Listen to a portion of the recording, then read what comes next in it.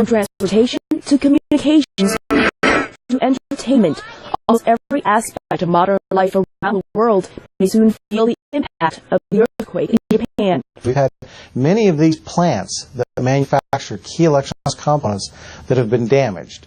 Some of the plants have been damaged directly. Other plants have been hurt because they can't get electricity. The nuclear crisis has caused rolling power blackouts. Electronics supply chain analyst Dale Ford says the earthquake-damaged Japanese plants produce 25% of the world's silicone wafers.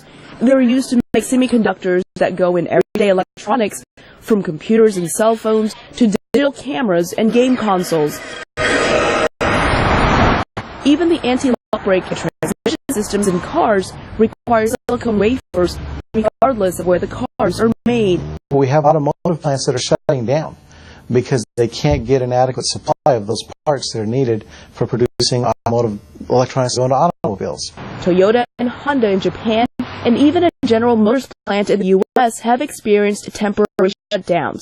Andy Coyle, general manager of Honda downtown Los Angeles, says he anticipates cars and even car parts may soon be in short supply. Less supply will probably mean they not maybe get the color of their first choice, or they'll have to move quickly on it. Auto industry senior analyst Jessica Caldwell says so far car prices have not been affected. Since the earthquake, we haven't seen anything change because of what has happened. That's not to say that we won't see things in the future. Caldwell says if the situation in Japan does not improve, consumers could start feeling the effects of the shortage in April.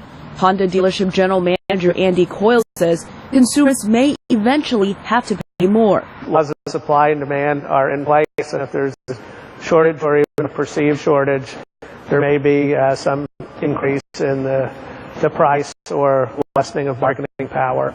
On the electronics side, analyst Dale Ford says while consumers may have to wait a bit longer to get a popular product, they may not necessarily be paying more. In the economic environment we're in, companies are going to be very reluctant to pass along these price increases to the consumer. Analysts say many electronic companies and automakers are now trying to find manufacturers in other countries for the parts they need, but it will take anywhere from days to 6 months before the plants in Japan can operate at full capacity.